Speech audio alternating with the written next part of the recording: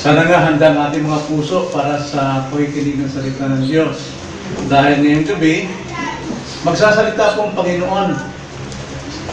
At alam natin yan na siya nagsasalita sa pamagitan ng kanyang salita na ipinapangaral. Maaring boses ko, tinig ko marinig ninyo, pero ang mga kahulugan, ang mga paliwanag ay mangungusap sa inyong mga puso dahil ang salita ng Panginoon ay Espiritu. At ito'y mangungusap sa atin sa pamamaraan espiritual. Sa ating pag-aaral ngayong gabi, nais kong samahan nyo kung buksan natin ang ating mga Biblia sa Aklat ng Mateo, Kabanatang 11. At babasahin natin simula sa mga talatang 20 hanggang 30. Matthew chapter 11 verses 20 to 30. A very familiar text. Alam natin, ito'y madalas na natin pinag-aaralan, ngunit nais kong ibahagi sa ating kalagitnaan ang isang layunin, isang paksa na siya makapagbibigay sa atin ng tamang direksyon sa buhay. Basahin natin, versikulo 20. Kaya't pinasimulan niyang sumbatan ang mga lungsod na ginawa niya ng karamihan sa kanyang mga makapangyarihang gawa, sapagkat hindi sila nagsisi. Kahabag-habag ka, Corazin! Kahabag-habag ka, Bethsaida! Sapagkat kung sa Tiro at Sidon ginawa ang mga makapangyarihang gawa na ginawa sa inyo, matagal na sana silang nagsisi na may damit sako at abo. Ngunit sinasabi ko sa inyo, higit pang mapagtitiisan sa araw ng paghukom ang Tiro at Sidon kaysa inyo. At ikaw, Capernaum, itataas ka ba hanggang sa langit? Ibababa ka hanggang sa Hades, sapagkat kung sa Sodoma ginawa ang mga makapangyarihang gawa na ginawa sa iyo, nanatili sana iyon hanggang sa araw na ito. Ngunit sinasabi ko sa inyo, higit pang mapagtiisan sa araw ng paghukom ang lupain ng Sodoma kaysa inyo. At ang oras na iyon ay sinabi ni Jesus, pinasasalamatan kita, Ama, Panginoon ng langit at lupa, sapagkat ikinubli mo ang mga bagay na ito sa mga pantas at matatalino, at ipinahayag mo sa mga sanggol. Oo, Ama, sapagkat gayon ang mapagpala mong kalooban. Ang lahat ng mga bagay ay binigay sa akin ng aking Ama. Walang nakakakilala sa anak, kundi ang Ama. At walang nakakilala sa Ama, kundi ang anak. At sino mang piliin ng anak na pagpahayagan niya. Lumapit kayo sa akin, kayong lahat na nanlulupaypay at lubhang nabibigatan, at kayo'y bibigyan ko ng kapahingahan.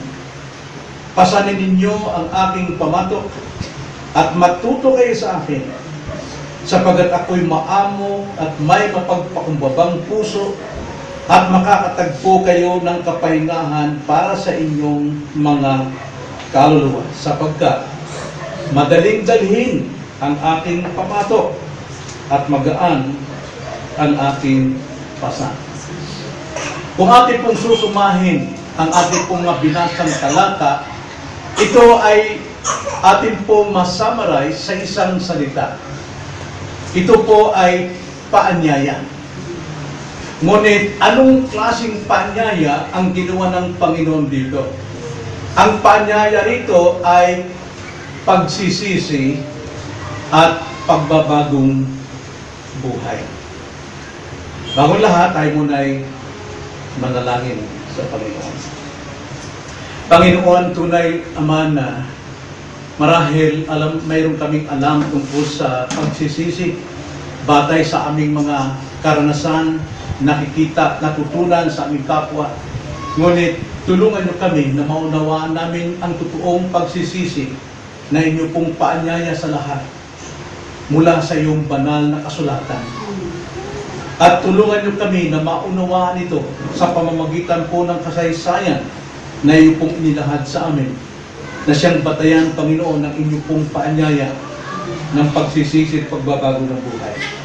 Nawa nga po Ito'y mangusap sa puso ng bawat isa upang pahalagaan namin ang tamang pagsisisi at pagtalikod sa aming kasalanan.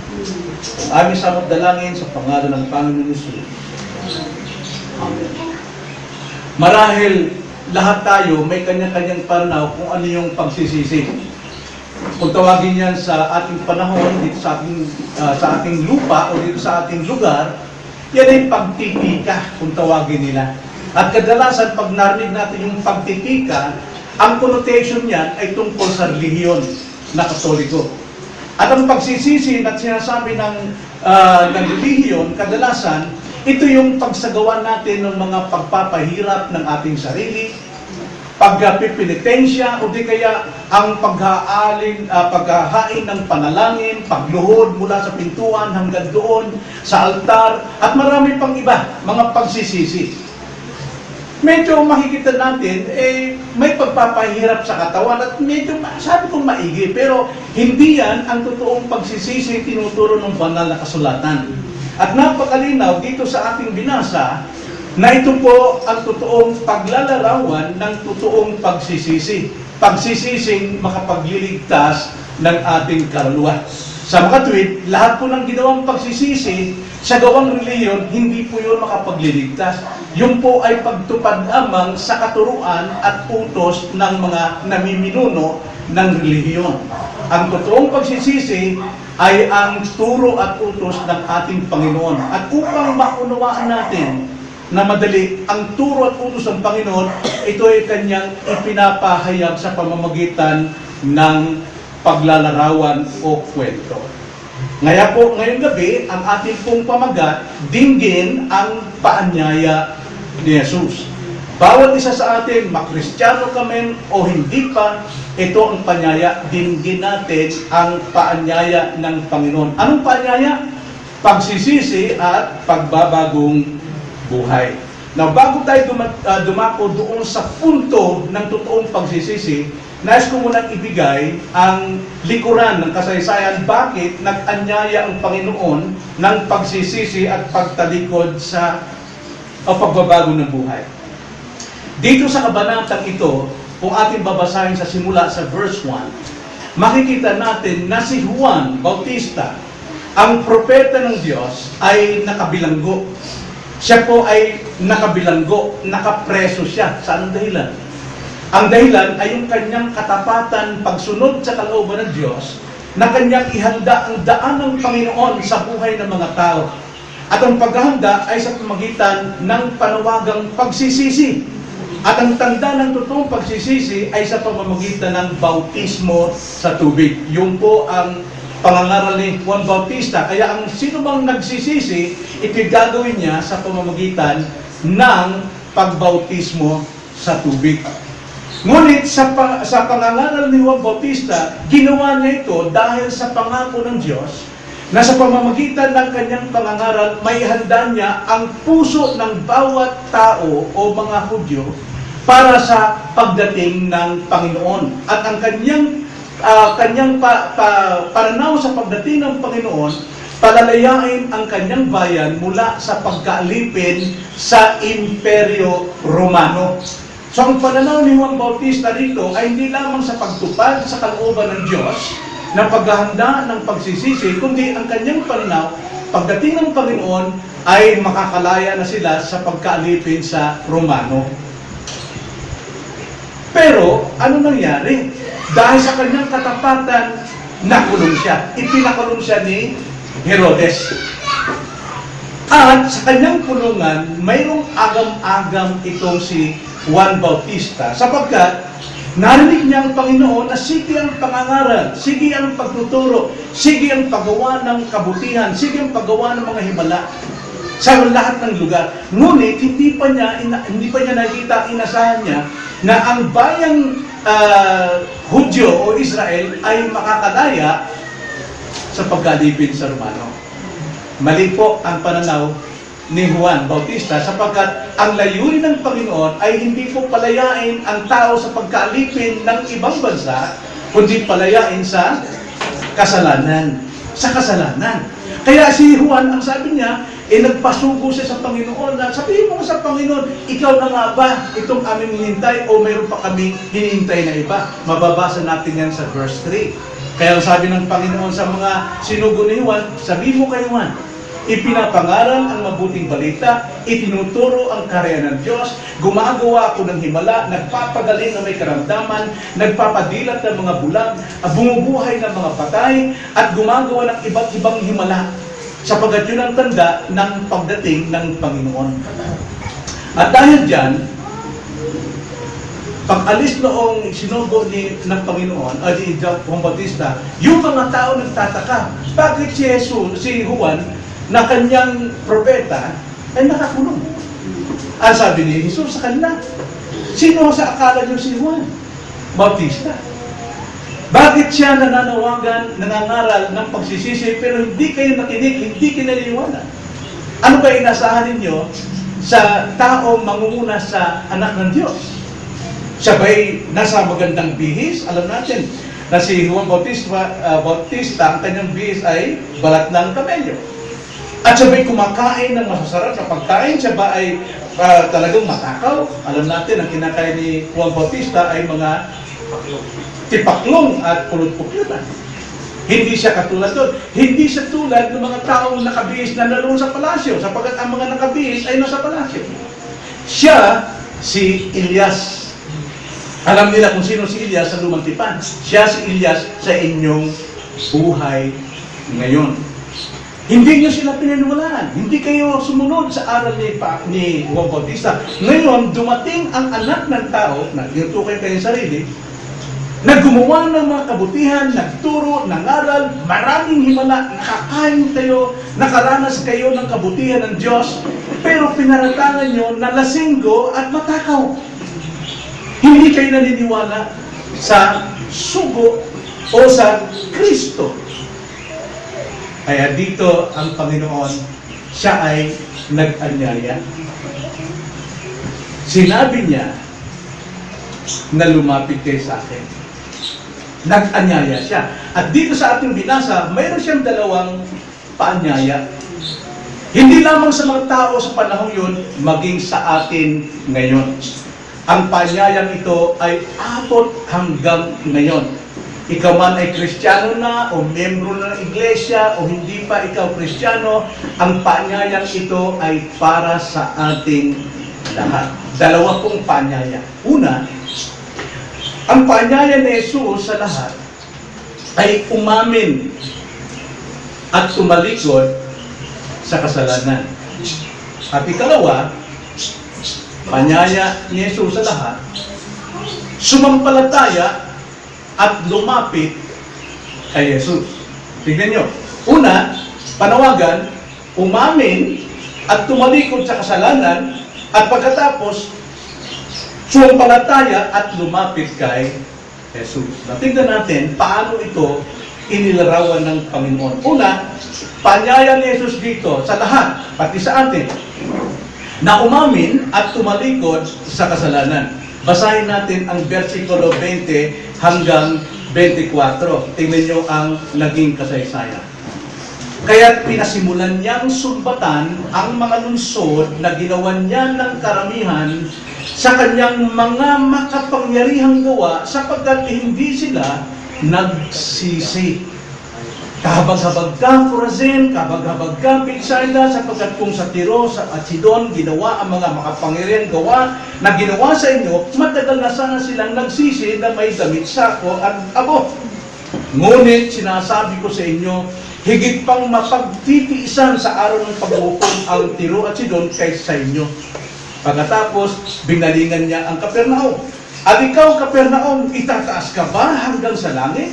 Ibababa ka hanggang sa Hades, sapagkat kung sa Sodoma ginawa ang mga makapangyarihang gawa na ginawa sa iyo, nanatili sana iyon hanggang sa araw na ito. Ngunit, sinasabi ko sa inyo, higit pang mapapagtiisan sa araw ng paghukom ang lupain ng Sodoma kaysa sa inyo.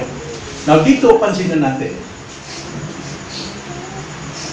Tinuturuan ng Panginoon ang mga tao kung paanong umamin at tumalikod sa kanilang kasalanan. Ito ay kung tawagin pagsisisi. Magsisi na kayo. Ang pagsisisi sa ating binasa rito ay mayroong dalawang bahagi. Isa-isahin ko. Una, pagsuri ng kasalanan. Yan ang totoong pagsisisi. At pagtanaw sa kinabukasan. Pagsusuri ng kasalanan at pagkatakot sa katapusan. Ano ang mangyayari? Napansinin natin dito na sinumbatan ng Panginoon ang bayang Corazin, ang bayang Bethsaida, at ang bayang Capernaum. Bakit po? Ang sabi po dyan sa ating binasa, sa mga bayang ito, ginawa ng Panginoon ang lahat ng makapangyarihang gawa niya sa lahat ng ito. Ibig sabihin, itong bayang ito ay lubos na pinagpala ng Diyos sa lahat ng bagay. Wala silang kulang sa kanilang buhay. Simula sa kanilang pagsilang, simula sa kanilang paglakad, simula sa kanilang pagkain, simula sa kanilang pananamit, sa kanilang pag-aaral, hanggang sa paglaki, hanggang sa pag-aasawa, hanggang sa pagkakaroon ng pamilya, sila'y pinagpala ng Diyos. Ganon din tayo, di ba? Huwag natin sabihin hindi tayo pinagpapala ng Diyos. Pero hindi sila nagsisi. Bakit? Ano ba ang pagsisisi? Ito ba yung ikaw ay makaunawa lamang na ito'y nagkasala, doon ka magsisisi? Alam niyo ang totoo, ang pagsisisi po ay nagmumula po sa kabutihan ng Diyos. Sa kabila ng lahat na sila'y pinagpapala, sila po ay naging kampante sa sarili na sila ay karapat-dapat lang sa mga pagpapalang natatanggap nila araw-araw. At ito'y parang utang na loob ng Diyos sa kanila na dapat silang pagpalain. At dahil doon, sila'y nagkakasala ng pagmamataas laban sa Diyos. Hindi nila nakita na lahat ng kanilang tinatanggap na pagpapala, anuman ang kanilang nasa buhay, hindi sila karapat-dapat. Pero sa kabila ng lahat ng iyon, pinagkalooban sila ng Panginoon. Biniyayaan sila. Biniyayaan. Ikaw ba karapat-dapat ka sa hininga mo? Hindi ka karapat-dapat. Yan ay biyaya ng Diyos. Yan ay ipinagkaloob ng Diyos. Bagamat hindi tayo kumikilala sa totoong Diyos. Bagamat araw-araw kumakain tayo, hindi natin pinasasalamatan ng Diyos.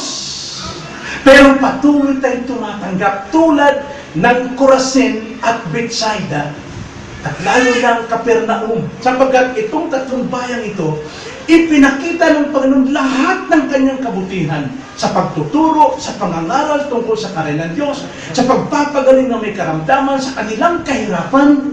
Sila'y nakapagtatrabaho ng tama, sila'y umuunlad dahil sa biyaya ng Panginoon. Pero sa kabila ng lahat ng ito, nagmamataas sila.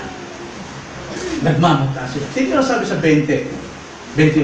Ang sabi sa 20, kaya't pinasimulan niyang sumbatan ang mga lungsod na ginawan niya ng karamihan sa kanyang mga makapangyarihang gawa.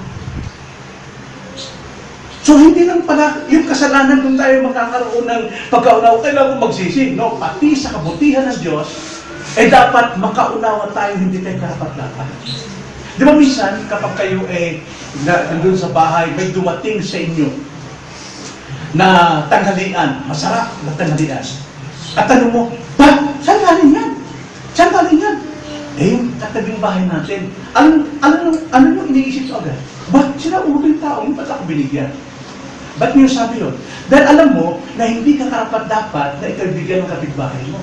Kaya sa pagbigay niya ng kanyang kabutihan sa iyo, naisip ko agad, ano ba yung nagawa ko sa kanya? Ano ba yun? Di ba? Yung kabutihan yun ang nag-uudyok sa iyo na mag-isip ka, umamin ka ng iyong kasalanan upang ikaw ay makapagsisi. Sa iyong pagbalik ng plato, sabihin mo, pasensya na sa buhay ko dati ay pakikitungo. Salamat sa kabutihan mo. Di ba? Hindi tatapon yung plato. Ayan ang plato. Di ba? Ganun ang ginagawa natin sa Diyos eh. Araw-araw binibigyan tayo ng kalusugan, binibigyan tayo ng magagandang pananamit, binibigyan tayo ng trabaho, binibigyan tayo ng lakas, pero may ginagawa natin. Binabaliwala natin. At tayo rin tulad din ng Kapernaum. Ano yung Kapernaum? Bagamat andyan ang lahat ng makasalanan, nagsasabing kilala nilang Diyos. Alam niyo, sa kabila ng kanilang kasamaan, sila'y pina-asenso ng Diyos. Ang kanilang kayamanan, ang kanilang kagalakan, halos abot langit. Tingnan ang sabi sa 23. Sabi sa 23, at ikaw, Kapernaum, itataas ka ba hanggang sa langit? Inaasahan mo ba na ang iyong kapalaran, ang iyong magandang buhay, aabot pa hanggang langit? Ang sabi rito, ibababa ka hanggang sa Hades. Bakit daw? Sapagkat kung sa Sodoma ginawa ang mga makapangyarihang gawa na ginawa sa iyo, nanatili sa layon hanggang sa araw na ito. Ngunit sinasabi ko sa inyo, higit pang mapapagtiisan sa araw ng paghukom ang lupain ng Sodoma kaysa inyo. Bakit po? Hindi sila nagsisi. Alam nyo, tandaan nyo, yung Tiro at Sidon, bakit doon ikinumpara ng Panginoon? Ay itong mga Corazin at Bethsaida, at Sodom and Gomorrah itong Capernaum. Maaaring kilala natin ang Tiro. Ang Tiro po ay lugar ng mga pagano. At hindi tinatanggap si Yesu Cristo doon. Ang paniwala nila kay Yesu Cristo, superstitious belief. Siya daw si Juan, siya daw si Jeremiah, siya daw si... Yun ang paniniwala nila. No? Kaya, hindi dumating sa kanila ang Ebanghelyo na dapat sana makapagtuturo sa kanila ng totoong pagsisisi. Kundi, bagos binigay sa Corazin at Bethsaida. Ganon din sa Capernaum. Eh, sabi rito, kung ang Ebanghelyo sana ay pinangaral sa mga lugar na ito, sa Tiro at Sidon, sana nanatili pa sila ngayon, hindi sila natulan. Dahil, tiyak na sila magsisisi. Ngunit kayo, na binigyan ng kabutihan, binigyan ng magandang buhay ng Diyos, hanggang ngayon, matigas pa rin ang puso nyo. Ayaw pa rin yung isuko ang buhay ninyo sa Diyos. Dahil sa inyong hindi pagsisisi, ibabagsak kayo sa Hades. Yan po sinabi. So, ang totoong pagsisisi, para makapagbagong buhay, sa tuwing may dumarating sa ating pagpapala man o palo man ng probidensya, ating suriin anong kasalanan ang nagawa ko. Hindi porque ikaw ay nakatanggap ng mabuti dahil mabuti ka't mabait ka. No. Gawa ng Panginoon para ikaw subukin sinong kikilalanin mo sa kabutihang dinadanas mo. Sapagkat, sino ba nga naman magsisisi kung ikaw ay yumaman? Sino mananalangin sa Diyos kung ang kwarto mo punong-puno ng kabang-kabang bigas? Sino mananalangin ng Lord, bigyan mo kami ng makakain na araw-araw? Walang mananalangin. Kaya, eto po, nanawagan ng Panginoon, magsisi. Ang sabi nga sa Romans 2:4, ito po ang problema sa mga taga-Romano na sinulatan ni Pablo. Kasi sila ay talagang matanyag sila ay maasensong lugar, mabuti ang kanilang buhay. Pero yung kabutihang tinatanggap nila, ipinagmamalaki nila na para bang swerte nila at hindi na mawawala sa kanila yon. Pero ang sabi po ni Pablo sa kanila,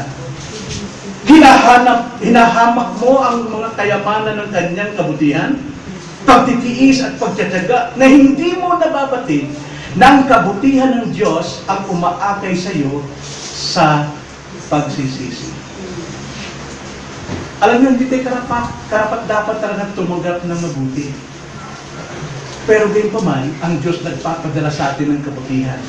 Hindi dahil para tayo ay gawing, ang tawag niyan, pabayaan sa ating kasalanan, kundi upang udyukan tayo. Lord, bakit tumating sa akin to? Kahapon na nagsinungaling ako. Kahapon lang sinampal ko yung anak ko. Kahapon lang sinambunutan ko. Pero dumating pa rin to. Bakit? Nangyari mo sa atin yan?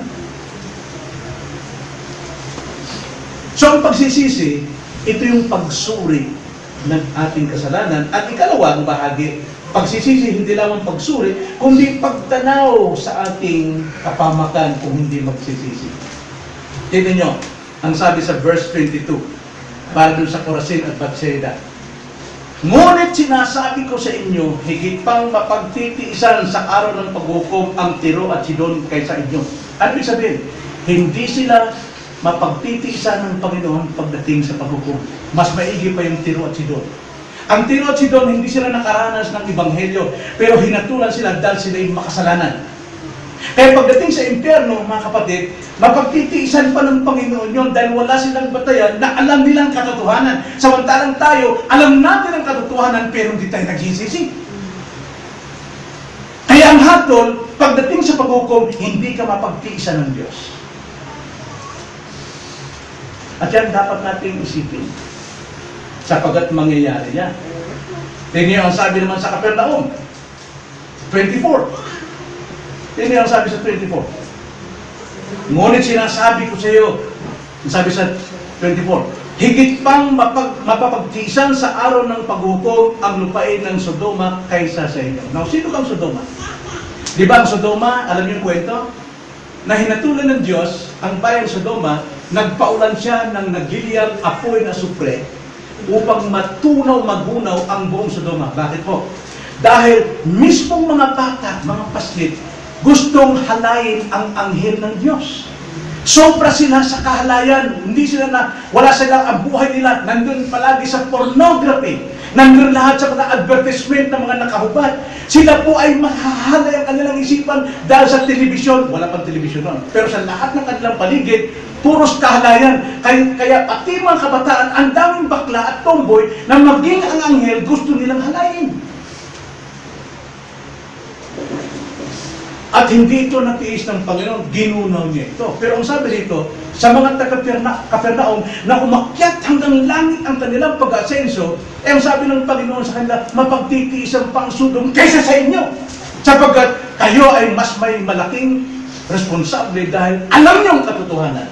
Nakakarinig kayo ng pangangaral ng salita ng Panginoon. Nakatikim kayo ng kabutihan ng himala. Lahat tayo nakakatikim ng biyaya ng Diyos araw-araw. Kaya dapat nating katakutan ang darating na paghahatol. Yung po yung pagsisisi. Kaya ka magsisisi dahil umaamin kang makasalanan at ayaw mong mapunta ka sa kaparusahan sa paghahatol. Dapat ka lang manginig. So ang pagsisisi po ay hindi lamang basta umaamin at pagbabago ng buhay, kundi, ikalawa, sumasampalataya at lumalapit kay Jesus. Marami po sa atin, nagsisisi, ayaw ko nang manig-cardio, ayaw ko na mag-shampoo. Hirap ng buhay, pero mo, araw-araw, kinakatakot ko ng tukhang. Wala ko na mataguan, nagsisisi na ako. Huh? Pero anong ginawa nila? Tago ng tago, tago ng tago, tago ng tago. Wala silang ginawa.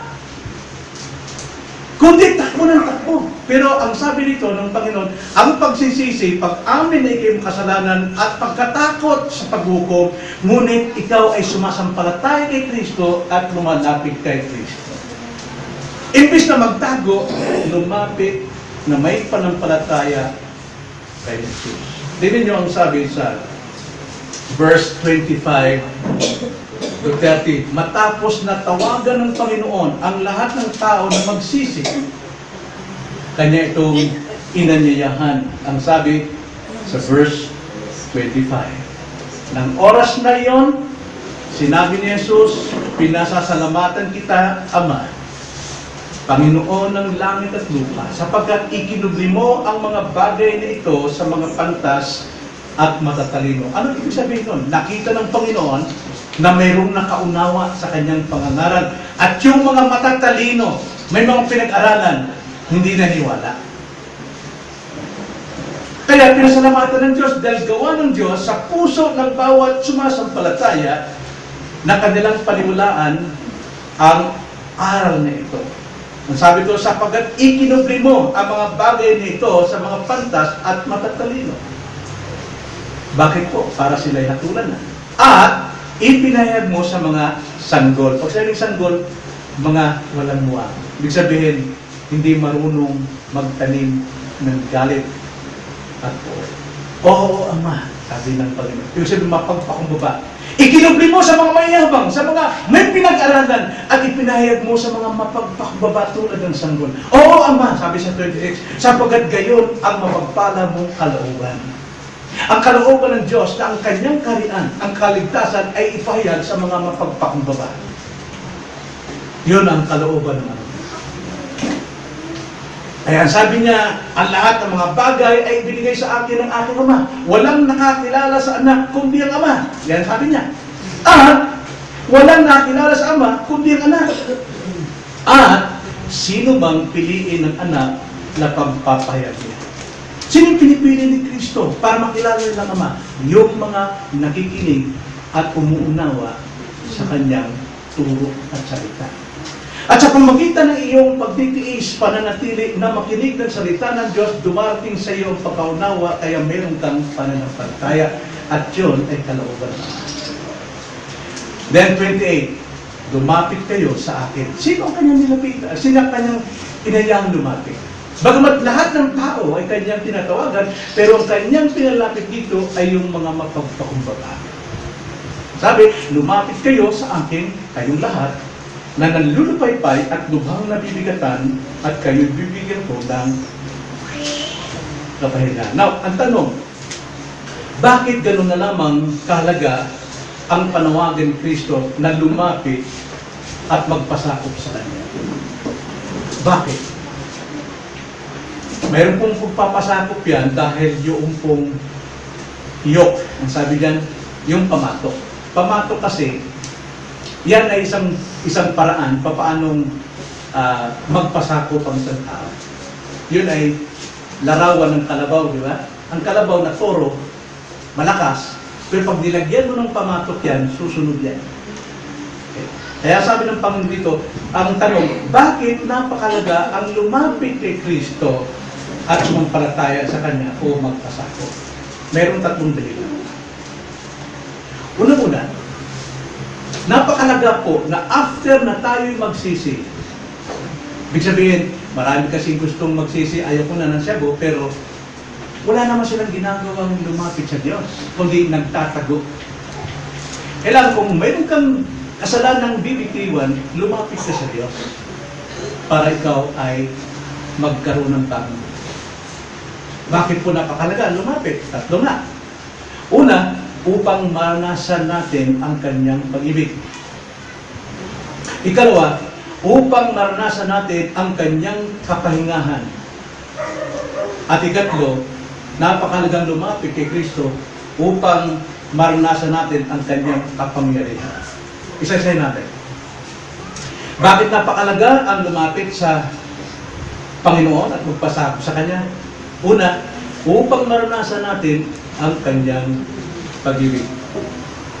Tapos na natin sa verse 25, ito yung salita ng Diyos, ng Panginoon, sa mga taong lumalapit sa Kanya. Sila'y inibig ni Kristo. Nang oras na yon, sinabi ni Jesus, pinasasalamatan kita, Ama, Panginoon ng langit at lupa, sapagkat ikinubli mo ang mga bagay nito sa mga pantas at matatalino. Kinubli niya. Saan? Ipinahayag ng Ama. At ipinahayag mo sa mga sanggol. Pag sinabing sanggol, mga kapatid, beloved yan eh. Minamahal yan. Tulad din si Princess. Natulog, yakap-yakap ng kanyang ama. Bakit? Mahal. Hindi matutulog ng ganyan yan kung hindi siya lumapit sa kanya. So, magulang, alam mong inaantok na anak mo, dito ka muna. Makikinig ako. Pero may mga magulang, nilalaro yung anak para hindi makapakinig ng pangangaral. Hindi pagmamahal yun. So, nais ng Panginoon na lumapit tayo sa Kanya at magpasakop kay Kristo pagkatapos na ating aminin at talikuran ng ating kasalanan, sapagkat ito ang pagkakataong maranasan natin ang Kanyang pag-ibig. Nang tawag sa iyo ay isang sanggol, isang mapagpakumbaba. Ituturing ka ng Panginoong Hesus na isang sanggol. At hindi lang yun. Ituturing ka ng Panginoon na ikaw ay isang pagpapala ng Ama na inilapit sa Kanya. Tingnan sabi sa verse 26, Oo, Ama, sapagkat gayon ang mapagpala mong kalooban. Kalooban ng Ama na ikaw ay malapit kay Kristo. Pag-ibig yun ng Diyos. na malapit ka kay Jesus. Hindi dahil sa iyong pagsisikap, kundi ikaw ay malapit. Magkaroon ka ng tamang relasyon kay Kristo, yan ay pag-ibig ng Diyos. At dahil dyan, ikaw ay may tuturo ni Jesus na pinili. Siya ngayon, ikaw ay pipiliin ni Kristo upang maunawaan mo ang kanyang turo tungkol sa Ama. Nang sa ganun, makilala mo kung sino ang Diyos. Hindi niya sabi sa verse 27. Sabi, at lahat ng mga bagay ay ibinigay sa akin ng aking Ama.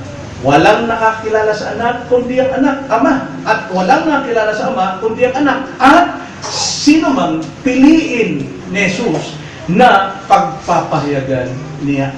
Tatlong bagay po ang pag-ibig ng Diyos. Una, ikaw ay tinuring na isang sanggol. Ikalawa, ikaw ay tinuring na pagpapala mula sa Ama tungo kay Kristo. At ikatlo, ikaw ay pinili ni Kristo upang makilala mo kung sino ang Diyos.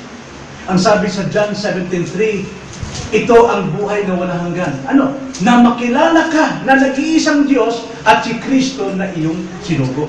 Kaya napakalaga po na makilala natin ang Diyos sapagkat doon po natin makukuha ang buhay na walang hanggan. Pero kita nyo, naranasan niyo bang pag-ibig ng Diyos sa inyong buhay? Maaaring narinig nyo, pero hanggat hindi kayo lumapit sa Kanya, at ang paglapit natin ay hindi basta lumapit lang, kundi mayroon tayong pagkilala ng ating kasamaan, ng ating kasalanan na tayo patungo sa impyerno. We are bound to hell. Kaya na tayo ay lumalapit kay Kristo na may panampalataya at sa ganun, maranasan mo na ikaw ay iniibig ng Diyos. Kaya ito ba, nakaranas ng pag-ibig ng Diyos? Sana. So napakalaga po ang paglapit at sumampalataya sa ating Panginoon. After na ikaw ay nagsisi. Sapagkat ikaw ay makakaranas ng kanyang pag-ibig. At ikalawa, maranasan mo ang kanyang kapahingahan. Yan ang sabi sa verse 28. Kaya ang sabi ng Panginoon doon sa mga lumapit kayo sa akin. Kayong lahat na naglulupaypay at lubhang nabibigatan at kayo'y bibigyan ko ng kapahingahan. Na yung hirap dito, paglulupaypay at kabigatan, hindi ito sa trabaho. Kundi ito yung sa ating kalooban, sa ating diwa, ng ating konsyensya, ang ating budi na marami tayong kasalanan na gagawa. Sino sa inyo rito hindi nakukonsensya sa araw-araw, lalo pagising sa umaga? Alam mo, ikaw ay hindi matwid sa harapan ng Diyos. Alam mo, marami kang dinaya. Alam mo, marami kang pinagsamantalahan mga tao sa iba't ibang paraan. Para may palarawan ko sa inyo yan, ganito po nangyari, ganito po ang guiltiness na naranasan natin everyday. Nung ko'y galing sa karerahan, dahil nangangarera ako ng kabayo nung araw, hindi pa ako Kristyano. Ang layunin ko, para magkapera, nang sa ganoon, makapagpabali ako sa mga empleyado ng aming kumpanya na bumagsak na. Pero dahil natalo, yung natitira kong pera, pinang-iinom ko na lang. Kasi talo eh. Wala akong maipabali doon sa mga empleyado. Kaya pag-uwi ko, lasing na. Ngayon, sa aming lugar, bago ko makarating sa aming compound, mayroon pang isang bahay na may sasakyan na Hillman Hunter, yun yung nabili namin ni Mama. Ang driver doon ay si Melchor. Bisaya. Oh! Ay! Sir! Ay, suray naman po na! Ang sarap, hubog naman po ng talakina. Ay, dama diatso, butangan ta ka. Ay, nakabutang ka po ng amigo man ta.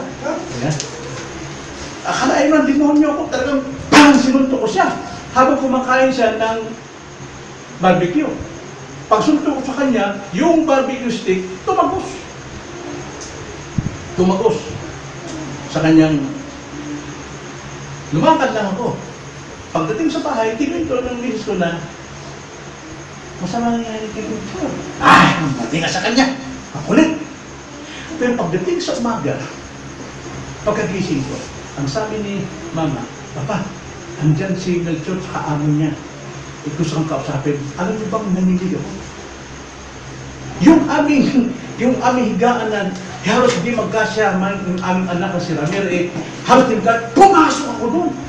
Ano bakit? Konsyensya. Hinahabol ako ng ating nagawang kasalanan.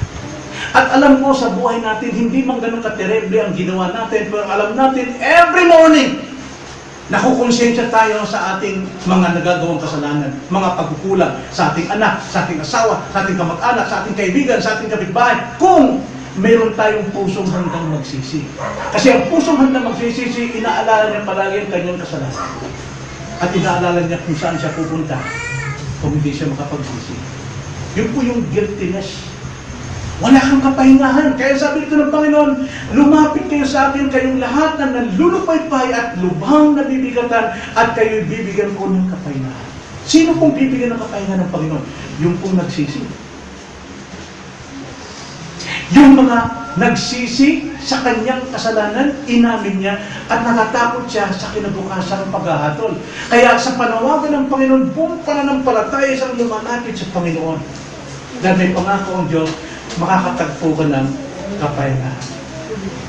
Alam ng Panginoon, tayo, alam niya kung ano yung panlulupaypay natin. Hanggang ngayon, hindi pa natin sinusuko. Hanggang ngayon, nabibigatan tayo, alam natin walang solusyon, maliban lang Diyos. Si Kristo lang pag-asa mo. Pero ayaw pa natin. Pero ang pangako ng Panginoon, kung ito'y aaminin mo at handa mong kalikuran, bibigyan ka ng kapahingahan. Now, ang kapahingahan po na sinasabi ng Panginoon, paano ito makamit ng tao? Una-una, kailan pakinggan mong panyaya ng Panginoon na sinasabing siya lamang ang makapagbibigay sa iyo ng kapahingahan. Hindi ang alak, hindi ang barkada, hindi ang sabo, hindi ang pamamasyal, hindi pa ng sige ang makapagbibigay ng kapayapaan ng iyong kaluluwa. Tanging si Kristo lang. At yan ang dapat mong alalahanin upang simula yan ng pagtanggap mo ng totoong kapahingahan ng iyong kaluluwa. Alam ng Panginoon kung gaano kalubha ang kasalanan mo, kung gaano kalubha ang pagkukunwari mo, gaano kalubha ang kasinungalingan mo, gaano kalubha ang kawalan mong tiwala sa Kanya, nagtitiwala ka pa rin sa iyong mga gawa, na doon ka maliligtas at magiging mabuti kang tao. Napakabigat po yung pasanin ng kaluluwa. At ikalawa, kailangan sa ating paglapit, dahil iniyayahan ka, handa ka magpasan ng pamatok. Handa ka magpasan ng pamatok. Tingnan niyo sabi sa verse 29, pasanin ninyo ang aking pamatok at matuto kayo sa akin. Bakit mayroong matuto? Ibig sabihin, yung pamatok dito, ito yung paraan para maunawaan mo at matututunan mo ang katotohanan na siyang makapagpapalaya ng iyong kaluluwa. Matuto kayo. At matuto kayo sa akin, hindi kung sa relihiyon, hindi sa pare, kundi kay Kristo. Sapagkat ako'y maamo at may mapagpakbang puso. Hindi siya supukado, ibig sabihin hindi siya pilitan. Gawin mo to, masama yan, masama yan, kasalanan yan. Hindi ganoon ng Panginoon. Tuturuan ka niya ng may pag-ibig. Ang sabi niya, mapagpakumbaba, kayo nga ay makakatagpo ng kapahingahan sa iyong mga kaluluwa. Ano kung dapat pasanin? Pamatok. Alam niyo yung pamatok. Wala tayong ibang kung kayo, probinsyano kayo, siguro alam niyo yun. Sa Bisaya na yugo. Naalala niyo ba yun? Nilalagay dito sa kalabaw para hilain yung mabigat na kagamento. Di ba? Kahit anong bigat niyan, kahit paakyat pa yan, kalabaw talaga, napagaan. Magdaan para sa kanya yun. Pero subukan mo ikarga sa kanya yung kagamento mo, labagsak yung kalabaw. Lalo kung bata pa. Ngayon, para ang kalabaw na ito ay maturuan paano mag-araro, paano bumatak ng karosa, paano bumatak ng humila ng mga mabibigat, kailangan niya ng pamatok. Hindi yung pwedeng itali sa liig yung tali para hilain ng troso. Patay yun. Hindi na yung pagkatiwala sa ilog. Na ito lang pang ilog, pang hila. Hindi. Kailangan talaga mayroong pamatok. Sa pamatok, kahit anong bigat, napakagaan yan para sa baka o sa kalabaw pagdating sa trabaho. So ang pamatok, ang siyang nagpapagaan sa mabigat na pasanin. Sa atin, ang mabigat nating pasanin hindi sa balikat, kundi sa ating konsensya pagdating sa kasalanan. Ngayon, ang salita ng Diyos, ang salita ni Kristo, ang aral ni Kristo, ang siyang pamatok natin. Dapat nating pasanin ang salita ni Kristo upang turuan tayo. Matuto tayong kumilala sa ating sarili, matuto tayong kumilala na si Kristo lamang ang ating pag-asa. Ngayon, kung patuloy nating pinapasan ang pamatok na ito, ibig sabihin, patuloy kang naririto, nakikinig ng pangangaral. Patuloy kang nagbabasa ng Biblia. Patuloy kang umaattend sa mga pagsamba. Marami kang matututunan. Marami kang makikilala tungkol sa Diyos. At itong sabi ng Panginoon sa Juan 8:31-32. Ganito ang sabi ng Panginoon. Juan 8:31-32. Ang sabi ng Panginoon, pagkatapos ay sinabi ni Jesus sa mga Hudyong sumasampalataya sa Kanya, yung mga sumusunod sa Kanya, kung kayo'y mananatili sa aking pamatok. Ano yung pamatok? Salita. Okay? Kung kayo'y patuloy sa aking salita, tunay nga kayo'y mga alagad ko. At inyong malalaman ang katotohanan. At ang katotohanan ang magpapalaya sa inyo. Ito ang magbibigay sa atin ng kapahingahan sa bigat ng ating pasananin. Sapagkat sa sandaling tayo nagsisi, inamin natin sa Panginoon, Lord, nagkasala akong ganito, kukunin ng Panginoon yung bigat na yan sa kaluluwa mo, sa espiritu mo, ibig sabihin, patatawarin niya, nilinisin ka sa kasamahan, kaya ginhawa ang kalooban mo dahil mayroong katiyakan ng kapaturan kay Kristo. Salita ng Diyos. Kaya napakalaga po ang lagi tayong nandyan sa salita ng Diyos. At panghuli, sa ating paglapit, sumampalataya, paglapit kay Jesus, hindi lamang maranasan natin pag-ibig ng Diyos, hindi lamang maranasan natin ang kapahingahan ng Diyos, kundi ang kapangyarihan ni Kristo. Anong kapangyarihan yun? Verse 30. Yung kapangyarihan ito, ano yun? Yung kapatawaran, yung kapahingahan, tinanggap natin, yung pag-ibig ng Diyos na nasa atin na, ay kapangyarihan, sapagkat, ang sabi dyan, madaling dalhin ang aking pamatok at magaan ang aking pasan. Ibig sabihin, meron ka ng kapangyarihan, pasan-pasan mo, laban sa kasalanan na nagpapahirap sa iyo. Kaya mo nang harapin anumang kasalanan niya. Tignan niyo ang sabi sa Psalms 119, verse 9, doon sa mga laging pasan-pasan ng salita ng Panginoon. Hindi lang pinapasan ng salita ng Panginoon, kundi itinatago pa sa puso ng mga tao. Ito yung sabi, Psalms 119, verse 9 at verse 11. Yun ang sabi sa verse 9. Paano panatiling dalisay ng kabataan ang kanyang daan? Paano daw maging malinis ang buhay ng isang kabataan? Ang sabi dyan, sa pamamagitan ng pag-iingat nito ayon sa iyong salita. Kung ang kabataan laging niyang basa o mayroon siyang laging naalalang salita ng Diyos, hindi siya matutuksong mag-sigarilyo, uminom ng alak, magsyabu. Dahil ang salita ng Diyos naging kapangyarihan na para tanggihan ang mga bagay nito. Verse 11, ang sabi sa verse 11, iniingatan ko ang iyong salita sa aking puso upang huwag akong magkasala laban sa iyo. So hindi lang ang pagpasan, kundi pag-iingat ng salita sa puso, yun po ang makapagpapaiwas sa kabataan, sa ating lahat, para huwag makagawa ng kasalanan. Kaya nga, ang pamatok na bigay ng Panginoon sa atin, sa ating paglapit pananampalataya, ay makapagbibigay sa atin ng kapangyarihan tanggihan ng kasalanan. At hindi lang yun, magbibigay sa atin ng kapangyarihan lumaban, tumayo, kumontra sa takbo ng sanlibutan. Ano ba takbo ng sanlibutan? Psalms 1. Di ba? Psalms 1. Ipinapakita rito ang progression ng gawa ng sanlibutan. Yung daan, di ba? Yung payo pala, yung daan, at saka yung upuan. Ang sabi dyan sa Psalms 1, mapanad ang taong hindi lumalakad sa payo ng masama. Bakit hindi siya malakad? Ang sabi sa verse 2, nasa kasulatan ng Panginoon ang kanyang kaganakan. Ang taong mayroong salita ng Panginoon, pasan niya ito, ang sabi nito, mapalad siya. Bakit na mapalad? Verse 1. Mapalad ang taong hindi lumalakad sa payo ng masama, ni tumatayo man sa daan ng mga makasalanan, ni umuupo man sa upuan ng mga maluluya. Kundi nasa kautusan ng Panginoon ang kanyang kaganakan at nagbubulay-bulay araw at gabi sa kanyang kautusan. Kaya ang taong naturuan, naanyayahan ng Panginoon na magsisi at magbagong buhay, kanyang ginagawa una, ang umamin at tumalikod sa kasalanan. Umamin at tumalikod sa kasalanan.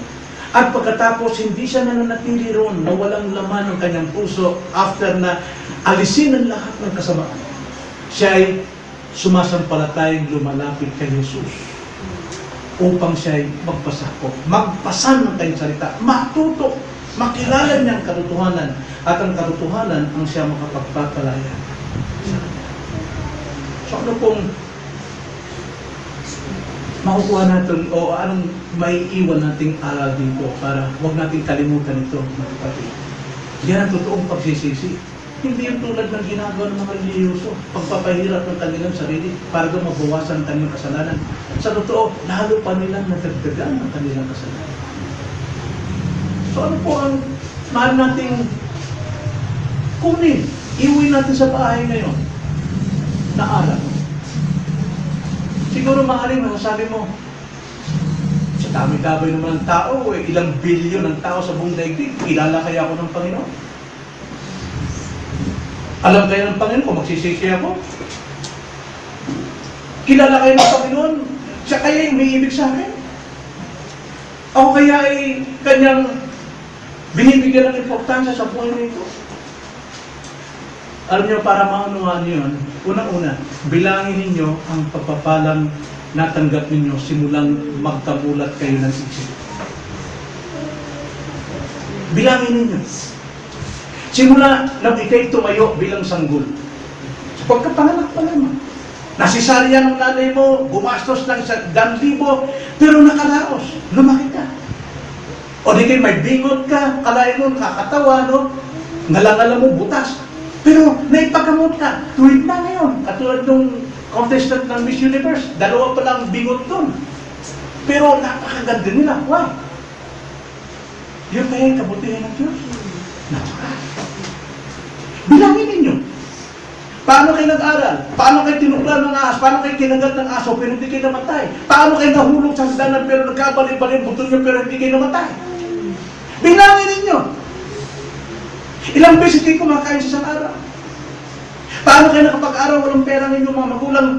Yung kaya ay nangyaring aksidente? Hindi. Pag-ibig ng Diyos. Pag-ibig ng Diyos. Simula nung ikay magkaroon ng kamulatan. Ako, nagkaroon ako ng mulat sa isipan ko nung ako'y 5 taon. Ano na taon? Alam ko na pinakabuhat ako ng tatay ko ng isang kalderong istarin. I mean, isang sakong istarin. Ano istarin? Gabi. Para karga sa kalabaw. Hindi ko kaya abutin yung kalabaw. Pero kailangan kong gawin dahil utos ng tatay ko. Kaya kung tingin sa akin din, unalo, kasi maliit. Kala ko na, hindi na ako lalaki. Hanggang doon, balikan mo, pero hanggang doon na. Sa simula doon, paano ka nabuhay? Dahil sa pag-ibig ng Diyos sa'yo. Kilala ka. Kahit sa dami-dami, ilang billion, sabihin natin, 18 billion ang people sa buong daigdig nito, pero kilala ang alam mo. Isa na lang ang katotohanan yan. Ang mga bituin. Ilang trillions and trillions ang bituin, pero pinapangalanan ng Panginoon bawat isa. Ikaw pa kaya? Kilala ka ng Panginoon. At alam mo, minahal ka ng Panginoon sa kabila ng iyong pagiging rebelde. Sa kabila ng iyong walang paniniwala sa iyo, sa kabila ng iyong pagtatawa sa mga ganitong gawain. Sa kabila ng iyong pagtanggi. Pero, inibig ka pa rin. At ang iyong pagdating dito, hindi ang dahil sa iyong pagsisikap, kundi dahil ikaw ay dinala ng kanyang Ama. Inibig ka. Ang sabi nga ng Panginoon, walang nakilala sa akin, maliban ang Ama, at wala nang kilala sa Ama, maliban sa akin, at doon sa aking pagpapayagan. At ang sabi niya, salamat Ama, Panginoon, na ikinubli mo ang kabutihang ito sa mga marunong, kundi iyong inilahad sa mga sanggol. Sapagkat iyon ang iyong kalooban ng Ama, na tulad sa atin, madala kay Kristo. Pero kung sabihin, hindi ka kilala. Ngayon, kilala ng Panginoon kung anong nasa puso mo. Sasabihin mo, kalooban niya. Anong din ang Panginoon? Pero ano nyo? Kagandahan, wala siyang kidlat, pagkamahan ka sa puwan mo dyan. Bakit? Minahal ka niya. Nais na malaman, madama mo na minamahal ka sa kabila ng iyong pag-ibig.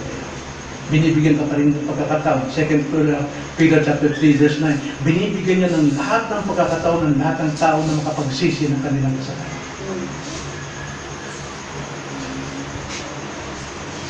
At ikalawa, dito sa ating aral, hindi lamang pagsisisi yung tinuturo dito, tinuturo din sa atin kung anong kainat na nating naghihintay na tadhana. Kung manatili tayo sa katigasan ng puso. Ang sabi ng Panginoon sa Corazin at Bethsaida at sa Capernaum, mas mapagtitiisan pa ang Tiro at Sidon at ang Sodoma. Pero kayo na nakababatid ng katotohanan, pinakitaan ng kabutihan, hindi mapagtitiisan. Mayroon pong paghahatol. Kaibigan, ngayon, kaaway ka ng Diyos. Kaaway ka talaga. At patungo ka sa impyerno. Pero bakit ka narito? Dahil ang Ama, kalooban niyang malapit ka kay Kristo. Unawain mong panawagan ito. So, paano natin maiwasan? Paano natin maiwasan ng kasamaan? Alam niyo, ang tanging paraan dyan ay yumakap tayo sa pag-ibig ng Diyos. Dahil tayo inibig ng Diyos, yumakap tayo sa pag-ibig ng Diyos. Ano bang pag-ibig ng Diyos? Nakikita natin, nakakain tayo, kumpleto ang kanyang daliri, no? Nasugatan ako, gumaling. Pag-ibig ng Diyos yan. Pero kung tawagin yan, pangkarniwan. Common sa lahat ng tao. Kahit na ikaw ay kriminal, kahit na ikaw ay magnanakaw, kahit ikaw ay rapist, nakakaranas ka ng kabutihan ng Diyos yung araw at saka ulan. Nakakaranas ka ng kalusugan. Common yan. Pero nais ng Panginoon yung kanyang pag-ibig, ito yung special na biyaya ng Panginoon. Ano yun? Pag-ibig ng Diyos.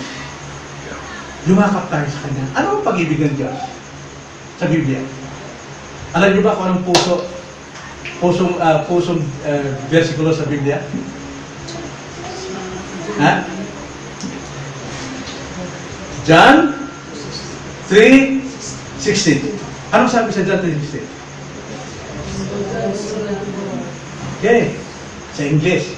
For God so loved the world that He gave His only begotten Son, that whoever believes in Him shall not perish, but have everlasting life. Natagalogin natin para mas madali.